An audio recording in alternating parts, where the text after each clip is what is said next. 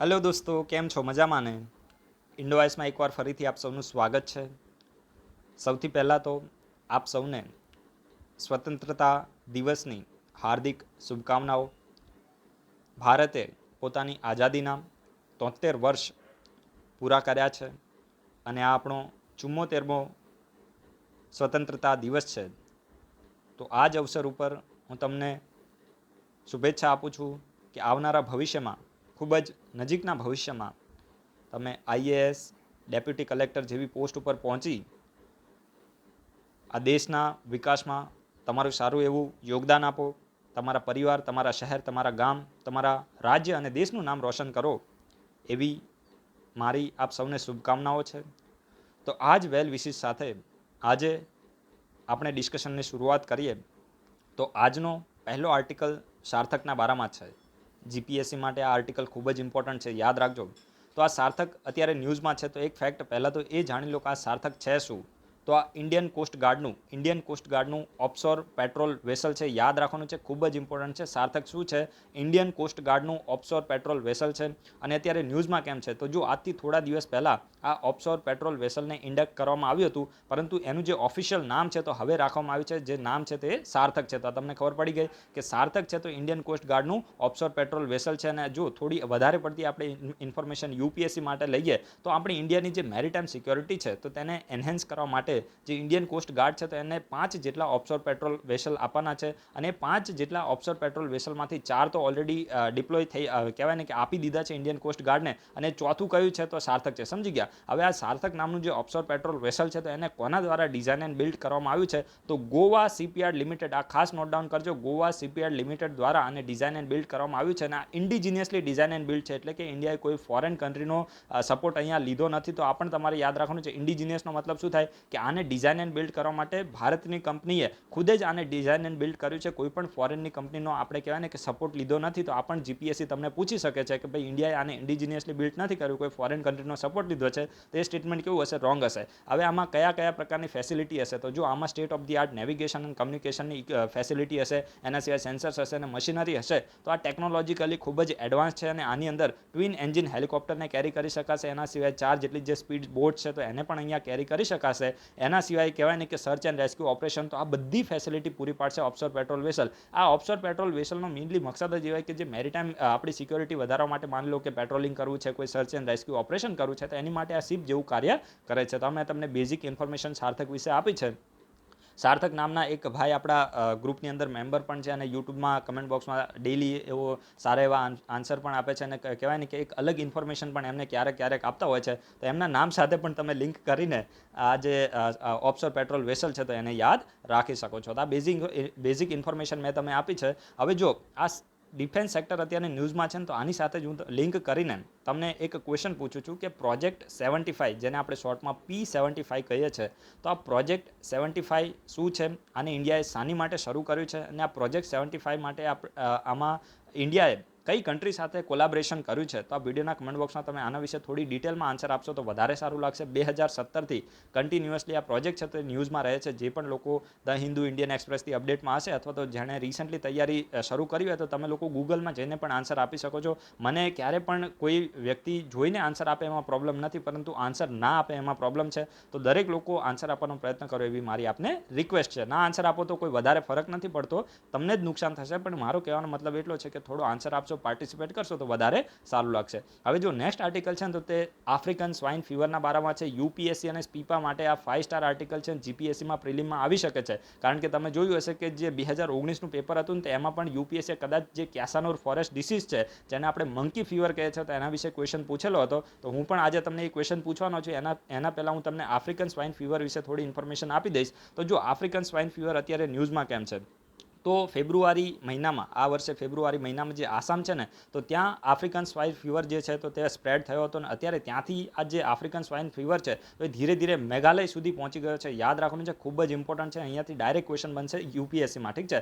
તો African swine fever છે ને, તો એને લગભગ આસામની અંદર 17,000 જેટલા જે ડોમેસ્ટિક પિગ છે, પિગ્સને આપણે ડુક્કર અથવા તો કહીએ ને કે ભૂંડ અથવા તો સુવર કહી શકીએ આપણી દેશી ભાષામાં, તો 17 જેટલા જે પિગ્સ છે તો તેને અત્યારે એનું મૃત્યુ થઈ ગયું છે આફ્રિકન સ્વાઇન ફીવરની હિસાબે. અને માનવામાં માનવામાં તો એવું આવે છે કે આ જે આફ્રિકન સ્વાઇન ફીવર છે ને તો ઇન્ડિયાની અંદર ચાઇનામાંથી ટ્રાન્સમિટ થયો છે. તો જો બધા જે વાયરસ છે એનું ઘર જ આપણે કહી શકીએ કે ચાઇના છે, કારણ કે એ લોકોનું ખાવાનું જેવું છે. તમે ક્યારેક યુટ્યુબમાં જઈને આવું જેની હિંમત હોય એ જ જોવાની કોશિશ કરજો, પરંતુ યુટ્યુબમાં જઈને વુહાન વેટ માર્કેટ એવું તમે સર્ચ કરજો, તમારું કહેવાય ને કે શરીરના આપણે દેશી ભાષામાં કહીએ કે રૂવાડા ઊભા થઈ જાય એવા પ્રકારની ત્યાં માર્કેટ જોવા મળે છે. એ લોકો સાપને ને બધું જે હાથમાં આવે એ ખાય છે. ઠીક છે, તો કહેવાય ને કે બધા જે વાયરસનું ઘર છે એ ચાઇના છે, ને આ માનવામાં એવું આવે છે કે આફ્રિકન સ્વાઇન ફીવર પણ ઇન્ડિયાની અંદર ચાઇનામાંથી ટ્રાન્સમિટ થયો છે. અને ચાઇનામાં પણ ઘણા બધા જે એનિમલ છે તો આ આફ્રિકન સ્વાઇન ફીવરથી ઇન્ફેક્ટ થયા છે. અને જો જે પિગરી છે, પિગરી એટલે શું થાય કે જે પણ લોકો જે પિગ્સ છે તો એને ડોમેસ્ટિકેટ કરતા હોય, એટલે કે માની લો કે તમે ગાય છે ને, ગાય તો એને તમે ડોમેસ્ટિકેટ કરીને એમાંથી તમે એનું જે દૂધ હોય તો એને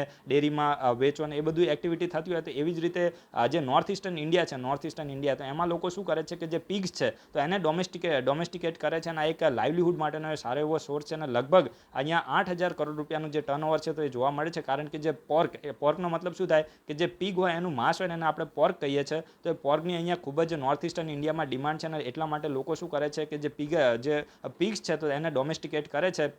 અને આ લોકોનો મોટો એવો લાઇવલીહુડનો સોર્સ છે. અને અત્યારે શું થયું છે કે ત્યાં જે પિગ્સ છે તો એ આફ્રિકન સ્વાઇન ફીવરથી ઇન્ફેક્ટ થઈ રહ્યા છે. તો અત્યારે આફ્રિકન સ્વાઇન ફીવર ન્યૂઝમાં છે ને, તો એના વિશે આપણે બેઝિક ઇન્ફોર્મેશન લઈએ કે ભાઈ આ જે આફ્રિકન સ્વાઇન ફીવર છે એની શરૂઆત ક્યારે થઈ, આ વાયરસ કહેવાય ને કે ઇન્ડિયાને ઇન્ફેક્ટ કરે છે કે નથી, સોરી ઇન્ડિયા શું જે હ્યુમન છે તો એને ઇન્ફેક્ટ કરે છે કે નથી કરતો, આ પણ તમને ખબર હોવી જોઈએ. તો આ એક હાઈલી કન્ટેજિયસ ફેટલ એનિમલ ડિસીઝ છે. આ યાદ રાખજો, હાઈલી કન્ટેજિયસનો મતલબ શું થાય, ચેપી. જે ચેપી હોય ને એને આપણે કહીએ કન્ટેજિયસ. તો આ એક ચેપી અને ફેટલ એનિમલ ડિસીઝ છે. એટલે કે આ જે ડિસીઝ છે ને ફક્ત એનિમલને થાય છે, હ્યુમનને થતો નથી. સમજી ગયા? તો આફ્રિકન સ્વાઇન ફીવર એક હાઈલી કન્ટેજિયસ અને ફેટલ એનિમલ ડિસીઝ છે. અને કહેવાય ને કે જે મેઇનલી જે ડોમેસ્ટિક એનિમલ હોય એના સિવાય વાઇલ્ડ પિગ એટલે કે જંગલી જે સુવર હોય તો એને આ મેઇનલી ઇમ્પેક્ટ કરે છે. તો આ તમને ખબર પડી ગઈ. અને જેને પણ માની લો કે જે પણ એનિમલને આ આફ્રિકન સ્વાઇન ફીવર થાય છે તો એની જે મોર્ટાલિટી છે તો હંમેશા શ્યોર હોય છે. એટલે કે આમાં જે મોર્ટાલિટી રેટ છે તો 100%ની નજીક છે. એમાં ભાગ્યે જ કોઈ એનિમલ અહીંયા બચી જાય છે. તો આ તમારે યાદ રાખવાનું, કારણ કે આનો કોઈ ક્યોર અવેલેબલ નથી. એટલા માટે જે પણ એનિમલને આ આફ્રિકન સ્વાઇન ફીવર થાય છે તો એનું મૃત્યુ નક્કી હોય છે. અને ભાગ્યે જ એક કે બે જ અહીંયા બચી જાય છે. બાકી મોર્ટાલિટી અહીંયા ફિક્સ હોય છે. અને સૌથી પહેલો આનો જે કેસ છે તો તે આફ્રિકામાં ડિટેક્ટ થયો હતો. ક્યારે? 1920માં. તો આ પણ તમે નોટ ડાઉન કરજો કે આફ્રિકન સ્વાઇન ફીવરનો સૌથી પહેલો જે કેસ છે તો તે 1920માં આફ્રિકામાંથી ડિટેક્ટ થયો હતો. અને એના જ હિસાબથી આનું નામ છે તો આફ્રિકન સ્વાઇન ફીવર રાખવામાં આવ્યું છે. અને આમાં મોર્ટાલિટી રેટ છે તો 100%ની નજીક છે. અને આનો કોઈ ક્યોર અવેલેબલ નથી, એટલે કે આનો કોઈ ઉપચાર અવેલેબલ નથી. એક વખત એનિમલને આ આફ્રિકન સ્વાઇન ફીવર થઈ જાય પછી આને સ્પ્રેડ થતો રોકવો હોય તો એક જ આનું સોલ્યુશન છે કે જે એનિમલ છે એને જ મારી નાખવામાં આવે. એનિમલનું કહેવાય ને કે કલિંગ કરી દેવામાં આવે, એને મારી નાખવામાં આવે.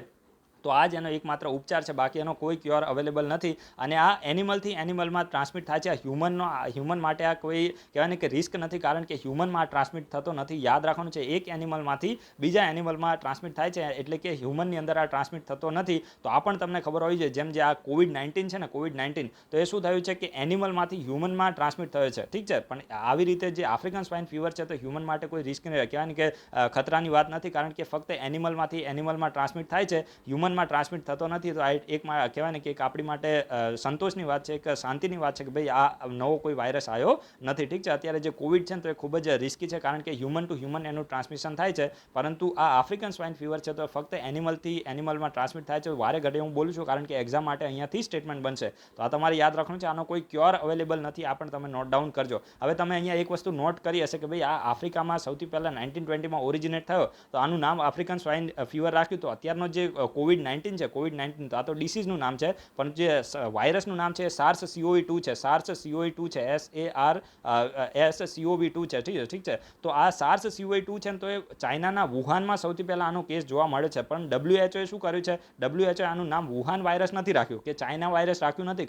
એનું કારણ એ છે કે ભાઈ સૌથી વધારે જે ફંડિંગ છે તો અત્યારે કહેવાય ને કે અત્યાર સુધીનો સોર્સ હતો તો એ USA મળતો હતો, પરંતુ હવે USA WHO પુલ આઉટ કરી દીધું છે. એટલે કે જે ફંડિંગ છે એને પણ રોકી દીધું છે. અને US હવે WHOને કહેવાય ને કે કોઈ પણ પ્રકારનું એનું મેમ્બર રહ્યું નથી. તો એના હિસાબથી થયું છે શું કે જે WHO છે તો જે ફંડિંગ માટે કોની ઉપર ડિપેન્ડ થઈ ગયું છે, ચાઇનાઓની ઉપર ડિપેન્ડ થઈ ગયું છે. એના સિવાય જે WHOનો ડાયરેક્ટર જનરલ છે તો એને પણ કહેવાય ને કે ઇલેક્ટ કરવામાં ક્યાંક ને ક્યાંક ચાઇનાએ સપોર્ટ આપ્યો છે. તો એના જ હિસાબથી WHOએ ચાઇનાનું ફેવર કર્યું છે. તમે જોયું હશે કે જે સ્પેનિશ ફ્લૂ છે તો એનું નામ પણ કન્ટ્રી ઉપર રાખવામાં આવ્યું છે. પણ અત્યારે જે COVID-19 છે તો એનું નામ કહેવાય ને કે ક્યાંક ને ક્યાંક કન્ટ્રી ઉપર રાખવામાં આવ્યું નથી ને આ ચાઇનાની ઇમેજ ખરાબ ના થાય તો એ જ હિસાબથી એક આને આપણે ડિપ્લોમેટિક આને મૂવ પણ કહી શકીએ છીએ. તો આ વસ્તુ તમે યાદ રાખજો, કારણ કે યુપીએસસીમાં આ પ્રકારની ઇન્ફોર્મેશન પણ તમને ક્યારેક ઇન્ટરવ્યૂમાં પૂછવામાં આવે કે હવે બધી કન્ટ્રીના જે નામ છે, બધા જે વાયરસોના જે નામ છે તો એ કન્ટ્રી ઉપરના લોકેશન ઉપર રાખવામાં આવે છે. તો આ અત્યારનો જે COVID-19 છે તો એનું નામ કેમ કન્ટ્રી ઉપર રાખવામાં નથી આવ્યું, તો ત્યાં તમને આ પ્રકારની ઇન્ફોર્મેશન હોય તો વધારે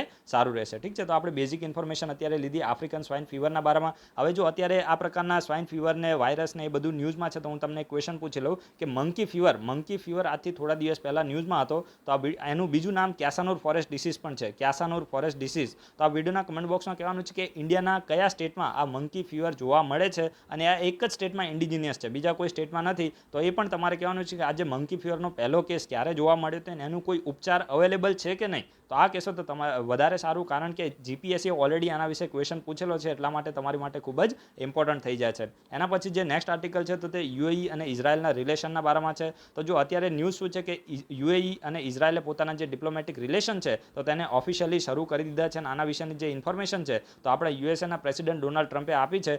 યુએસએના પ્રેસિડેન્ટ ડોનાલ્ડ ટ્રમ્પે અનાઉન્સ કર્યું છે કે યુનાઇટેડ આરબ એમિરાટ્સ અને ઇઝરાયલે શું કર્યું છે, બંને અગ્રી કર્યું છે કે હવે ફૂલ્લી જે ડિપ્લોમેટિક રિલેશન છે તો તે બંને અહીંયા એસ્ટાબ્લિશ કરશે ને એક પ્રકારે આ નવી પીસ ડીલ છે. અને જે મિડલ ઇસ્ટ રીજન છે તો એની અંદર હવે શાંતિ આનાથી પ્રસરી શકશે એવું કહેવાય ને કે અનુમાન લગાવવામાં આવે છે. અને આ જે નવી પીસ ડીલ થાય તો એના હિસાબથી શું થશે કે યુએઈ અને ઇઝરાયલ છે તો બંને એકબીજાની કન્ટ્રીમાં પોતાની જે એમ્બેસીસ છે તો એ શરૂ કરશે અને એમ્બેસેડરને ત્યાં મોકલશે. એના સિવાય જે એજ્યુકેશન સેક્ટર છે, ટુરિઝમ છે, હેલ્થકેર છે, ટ્રેડ છે, સિક્યોરિટી છે, તો આ બધા સેક્ટરની અંદર શું કરશે, એકબીજા કોઓપરેટ કરશે. અને કહેવાય ને કે જે યુએઈ છે તો એ ત્રીજી આરબ કન્ટ્રી બની છે, યાદ રાખજો, ત્રીજી આરબ કન્ટ્રી બની છે જેને જે ઇઝરાયલ છે તો એની સાથે પોતાના રિલેશનને ઓપન કર્યા છે. હું તમને થોડી બેકગ્રાઉન્ડમાં પણ ઇન્ફોર્મેશન આપી દઉં. તો જો ખાસ કરીને જે આરબ કન્ટ્રી છે એટલે કે ખાસ કરીને આપણે એને મુસ્લિમ કન્ટ્રીઝ કહી શકીએ, તો આ મુસ્લિમ કન્ટ્રીઝ છે ને મેજોરિટી મુસ્લિમ કન્ટ્રી ઇઝરાયલને એક કન્ટ્રી તરીકે રેકગ્નાઇઝ કરતી નથી. તો એની પાછળનું કારણ શું છે, કારણ કે ઇઝરાયલ અને પેલેસ્ટીનનો તમે ડિસ્પ્યુટ જોયો હશે, તમે જોયું હશે કે જે ઇઝરાયલ છે ને તો એણે પેલેસ્ટીનની ઘણી બધી જે ટેરેટરી છે તો એને એનેક્સ કરી લીધી છે. અને જે પેલેસ્ટીન છે એને ખૂબ જ નાના એવા રીજનમાં અત્યારે સીમિત થઈ ગયું છે. અને હજુ પણ ઇઝરાયલ એવું કહેવાય ને કે ઓપનલી ડિક્લેર કરે છે કે અમે જે પેલેસ્ટીન છે તો એની ઘણી બધી ટેરેટરીને હજુ પણ એનેક્સ કરીને ઇઝરાયલની અંદર મિલાવી દેશું. તો આ જ બધા રીઝનથી હું તમને શોર્ટમાં કહું છું, તમે આના વિશે ડિટેલમાં રીડિંગ કરી પણ શકો છો, અધરવાઇઝ વિડીયો અત્યારે વધી જશે. તો આ જ રીઝનથી જે આરબ કન્ટ્રીઝ છે તો આ પેલેસ્ટીનના સપોર્ટમાં છે. પેલેસ્ટીન એક મુસ્લિમ કન્ટ્રી છે અને એના જ હિસાબથી જે મુસ્લિમ કન્ટ્રી જેવી રીતે પાકિસ્તાન છે, ઈરાન છે, એના પછી કહેવાય ને કે જે સિરિયા છે, તો આ બધી કન્ટ્રી જે ઇઝરાયલ છે તો એને એક કન્ટ્રી તરીકે રેકગ્નાઇઝ કરતી નથી. અને અત્યાર સુધી ફક્ત 3 જ આરબ કન્ટ્રી, જે એક છે ઇજિપ્ત છે, જોર્ડન છે અને ઇઝરાયલ, અને એક ટર્કીએ પણ સારા એવા રિલેશન એસ્ટાબ્લિશ કરેલા છે. પરંતુ અત્યારે જે અર્દગોન છે તો એ તો થોડો અલગ પ્રકારનો માણસ છે અને મુસ્લિમ જે કન્ટ્રી છે તો એનો ખલીફા બનવું છે. અને એના જ હિસાબથી અત્યારે એ પણ ઇઝરાયલ માટે અલગ પ્રકારના નેગેટિવ સ્ટેટમેન્ટ આપી રહ્યું છે. તો આ પણ તમને થોડી ખબર હોવી જોઈએ. તો યુએઈ જે છે તો એ 3rd આરબ કન્ટ્રી બની છે જેને ઇઝરાયલ સાથે ડિપ્લોમેટિક રિલેશન એસ્ટાબ્લિશ કર્યા છે. પહેલી કઈ હતી ઇજિપ્ત અને બીજી હતી જોર્ડન. અને આ કહેવાય ને કે આ જે ડીલ છે તો તે મિડલ ઇસ્ટ રીજનની અંદર જે પીસ છે તો તેને લાવવા માટે સારું એવું સ્ટેપ સાબિત થશે એવી આપણે અપેક્ષા રાખીએ છીએ. હવે અત્યારે ઇઝરાયલ ન્યૂઝમાં છે ને તો હું ઇઝરાયલ સાથે કનેક્ટ કરીને જે એક તમને ક્વેશ્ચન પૂછું છું કે ગોલન હાઇટ્સ આજથી થોડા દિવસ પહેલાં ન્યૂઝમાં હતી ને એ ડોનાલ્ડ ટ્રમ્પની હિસાબે જ ન્યૂઝમાં હતી. તો આ વિડીયોના કમેન્ટ બોક્સમાં તમે કહેજો કે ગોલન હાઇટ્સનો ડિસ્પ્યુટ ઇઝરાયલ અને બીજી કઈ કન્ટ્રી વચ્ચે છે, ઇઝરાયલ અને બીજી કઈ કન્ટ્રી વચ્ચે ગોલન હાઇટ્સનો ડિસ્પ્યુટ છે. તો આ વિડીયોના કમેન્ટ બોક્સમાં તમારે કહેવાનું છે અને એના વિશે તમે થોડી વધારે ઇન્ફોર્મેશન આપશો તો વધારે સારું. જેવી રીતે ગોલન હાઇટ્સ છે તો એને કઈ કન્ટ્રીઝની બાઉન્ડ્રી ટચ થાય છે એ પણ ઇમ્પોર્ટન્ટ છે. એના પછી જે નેક્સ્ટ આર્ટિકલ છે તો તે Transparent Taxation Honouring the Honest પ્લેટફોર્મના બારમાં છે. તો જો આપણા પ્રધાનમંત્રીએ Transparent Taxation Honouring the Honest પ્લેટફોર્મને લોન્ચ કર્યું છે. અને આ જે પ્લેટફોર્મ છે તો તે ખાસ કરીને ઇન્ડિયાની જે ટેક્સેશન સિસ્ટમ છે તો એમાં ફેસલેસ અસેસમેન્ટ, ફેસલેસ અપીલ અને ટેક્સ પેયર ચાર્ટર જે છે તો એની માટે મેઇનલી આ જે પ્લેટફોર્મ છે તો તેને શરૂ કરવામાં આવ્યું છે. અને તમને ખબર છે કે જે ઇન્કમ ટેક્સ ઓફિસર હોય છે તો એમાં એમની ઉપર ક્યારેક જે કરપ્શન છે તો એના આરોપ પણ લાગે છે. એના સિવાય જે ટેક્સ પેયર છે તો એને હરાસ પણ ઇન્કમ ટેક્સ ઓફિસર દ્વારા કરવામાં આવે છે. અને ઘણી વખત તમે જોયું હશે જે રીતે કોફી ક્લબના જે માલિક હતા એ ઘણો અબજોપતિ એ માણસ હતા, તેમ છતાં જે ટેક્સ પેયર છે તો એના હરાસમેન્ટના હિસાબે એ માણસે આત્મહત્યા કરી લીધી હતી, સુસાઇડ કરી લીધી હતી. ત્યાં તમે વાંચ્યું પણ હશે. તો એવી જ રીતે આ પ્રકારના જે હરાસમેન્ટ થતા હોય છે ને તો આ બધું દૂર કરવા માટે, કરપ્શનને દૂર કરવા માટે જે એક નવા રિફોર્મ લાવવા માટે આ પ્લેટફોર્મને શરૂ કરવામાં આવ્યું છે અને આમાં ફેસલેસ અસેસમેન્ટ કરવામાં આવશે, એટલે કે જે ટેક્સ પેયર અને જે ટેક્સ ઇન્સ્પેક્ટર હશે, જેને આપણે ઇન્કમ ટેક્સ ઓફિસર કહીએ, તો આનું ક્યાંય પણ ફેસ ટુ ફેસ કોન્ટેક્ટ થશે નહીં. જે પણ એક્ટિવિટી થશે બધી ફેસલેસ થશે, એટલે આપણે ડિજિટલી આ એક્ટિવિટી કહી શકીએ છીએ. અને આમાં જે અપીલ ફાઇલ કરવાની આવશે, માની લો કે કોઈ ટેક્સના રિલેટેડ ડિસ્પ્યુટ હશે, તો અપીલ હશે તો એ અપીલ પણ કેવી રીતે થશે, ફેસલેસ રીતે થશે, ડિજિટલી થશે. અને આમાં એક ટેક્સ પેયર ચાર્ટર પણ છે, અને ટેક્સ પેયર ચાર્ટરની અંદર મેઇનલી તો ટેક્સ પેયરનો વ્યવહાર કેવો હશે, અને કહેવાય ને કે એનું જે નેચર હશે તો એ નમ્ર હશે અને રેશનલ એનું બિહેવિયર હશે. તો આ બધી વસ્તુ ટેક્સ પેયર ચાર્ટરમાં છે. અને જે કહેવાય ને કે ફેસલેસ અસેસમેન્ટ છે, તો એનાથી શું થશે કે જે ટેક્સ પેયર હશે તો તે એકદમ આમ કહેવાય ને કે કોઈપણ પ્રકારના ડર વગર કોન્ફિડન્સલી પોતાનું જે કાર્ય છે તો તે કરી શકશે, પોતાનો જે ટેક્સ છે તો તે ફાઇલ કરી શકશે. તો આ જ મકસદથી આ જે પ્લેટફોર્મ છે તો તેને શરૂ કરવામાં આવ્યું છે. અને આ જે ફેસલેસ અસેસમેન્ટ છે અને જે ટેક્સ પેયર ચાર્ટર છે તો તે ઇમિડિયેટ ઇફેક્ટથી શરૂ થશે. પરંતુ જે ફેસલેસ અપીલ છે તો આને ક્યારે શરૂ કરવામાં આવશે, જો દીનદયાળ ઉપાધ્યાયની જન્મ જયંતિ જેની તારીખ છે 25 સપ્ટેમ્બર, તો 25 સપ્ટેમ્બરના દિવસે ફેસલેસ અપીલનું જે પ્લેટફોર્મ છે તો તેને શરૂ કરવામાં આવશે. તો આ તમારે યાદ રાખવાની જરૂર નથી, આ ઇમ્પોર્ટન્ટ નથી. બાકી જે ઇન્ફોર્મેશન તમને આપી કે આ Transparent Taxation and Honouring the Honest platform શાની માટે શરૂ કરવામાં આવ્યું છે, તે તમારે વન લાઇનની અંદર નોટ ડાઉન કરી દેવાનું. એના પછી જે નેક્સ્ટ આર્ટિકલ છે તો તે નાવેલ ઇનોવેશન એન્ડ ઇન્ડિજિનાઇઝેશન ઓર્ગેનાઇઝેશનના બારામાં છે. નાવેલ ઇનોવેશન એન્ડ ઇન્ડિજિનાઇઝેશન ઓર્ગેનાઇઝેશનના બારામાં છે. ન્યૂઝ શું છે, આપણા જે ડિફેન્સ મિનિસ્ટર છે રાજનાથસિંહ, તો એમણે નાવેલ ઇનોવેશન એન્ડ ઇન્ડિજિનાઇઝેશન ઓર્ગેનાઇઝેશનને લોન્ચ કર્યું છે.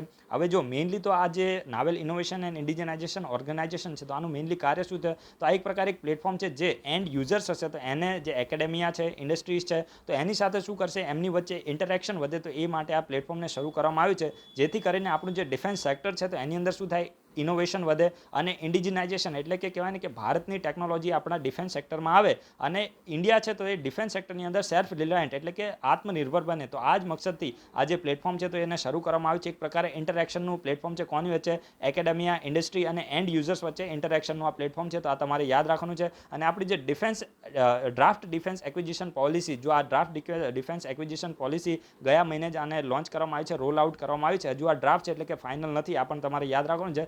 પબ્લિક હજુ કમેન્ટ આની ઉપર બાકી છે, જેને ડિફેન્સ મિનિસ્ટ્રીએ ગયા મહિને જ રિલીઝ કરી છે. અને આ જે ડ્રાફ્ટ ડિફેન્સ એક્વિઝિશન પોલિસી હતી તો એમાં એવું કહેવામાં આવ્યું હતું કે જે ઇન્ડિયાની જે વેરિયસ સર્વિસીસ છે, ખાસ કરીને આર્મી છે, નેવી છે, તો આ બધામાં એક કહેવાય ને કે ઇનોવેશન એન્ડ ઇન્ડિજિનાઇઝેશન ઓર્ગેનાઇઝેશનને શરૂ કરવામાં આવશે. અને એના જ ભાગરૂપે આ જે નાવેલ ઇનોવેશન એન્ડ ઇન્ડિજિનાઇઝેશન જે ઓર્ગેનાઇઝેશન છે તો એને શરૂ કરવામાં આવ્યું છે. અને આ જ અવસર ઉપર, આ જ ઓકેઝન ઉપર એક સ્વાવલંબન નામનો જે પ્લાન છે તો એને પણ લોન્ચ કરવામાં આવ્યો છે, સ્વાવલંબન. તો આ તમારે યાદ રાખવાનું છે. સ્વાવલંબન પ્લાન શાની માટે છે કે ઇન્ડિયન નેવીની અંદર જે ઇન્ડિજિનાઇઝેશન છે તો એને વધારવા માટે આ જે સ્વાવલંબન નામનો જે પ્લાન છે તો એને શરૂ કરવામાં આવે છે. તો આ એક્ઝામ માટે ખૂબ જ ઇમ્પોર્ટન્ટ છે. આ સ્વાવલંબન પ્લાન શાની માટે છે, ઇન્ડિયન નેવીની અંદર ઇન્ડિજિનાઇઝેશનને પ્રમોટ કરવા માટે છે. તો આ બેઝિક ઇન્ફોર્મેશન તમે યાદ રાખજો.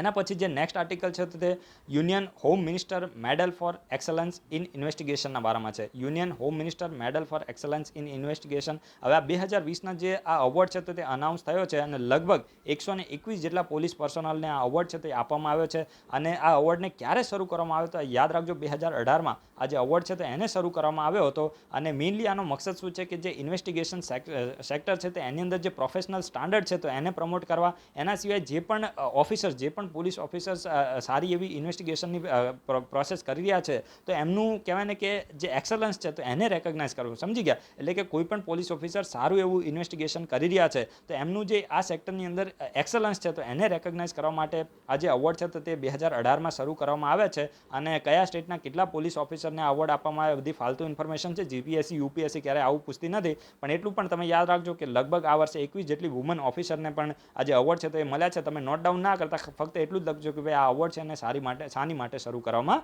આવે છે. હવે હું તમને લિંક કરીને એક ક્વેશ્ચન પૂછું છું કે સુભાષચંદ્ર બોઝ આપદા પ્રબંધન પુરસ્કાર એ શાની માટે છે, ક્યારે એને શરૂ કરવામાં આવ્યું, અને આ અવોર્ડ સુભાષચંદ્ર બોઝ આપદા પ્રબંધન પુરસ્કાર એ ફક્ત ઇન્ડિવિડ્યુઅલને મળે છે કે ઇન્સ્ટિટ્યુશનને પણ મળે છે, અને શું આ અવોર્ડ ફક્ત ઇન્ડિયાના લોકોને મળે છે કે ઇન્ડિયાના ઇન્સ્ટિટ્યુશનને મળે છે કે બહારના ઇન્સ્ટિટ્યુશનને ઇન્ડિવિડ્યુઅલ પણ આની માટે એલિજિબલ હોય છે? તો આ વિડીયોના કમેન્ટ બોક્સમાં તમે આના વિશે થોડી આન્સર આપશો તો વધારે સારું લાગશે. ખૂબ જ ઇમ્પોર્ટન્ટ છે, કારણ કે અહીંયાથી ડાયરેક્ટ ક્વેશ્ચન આવી શકે છે. સુભાષચંદ્ર બોઝ આપદા પ્રબંધન પુરસ્કાર, આ જે સુભાષચંદ્ર બોઝ આપદા પ્રબંધન પુરસ્કાર છે તો એને આપણા પ્રધાનમંત્રી દ્વારા સુભાષચંદ્ર બોઝની જયંતિ લગભગ 23મી જાન્યુઆરી હોય છે તો ત્યારે આને લોન્ચ કર્યું હતું. તો તમારે યાદ રાખવાનું છે, એક્ઝામ માટે ઇમ્પોર્ટન્ટ છે. તો જેટલા પણ ક્વેશ્ચન પૂછવામાં આવે છે દરેક લોકો આન્સર આપવાનો પ્રયત્ન કરજો.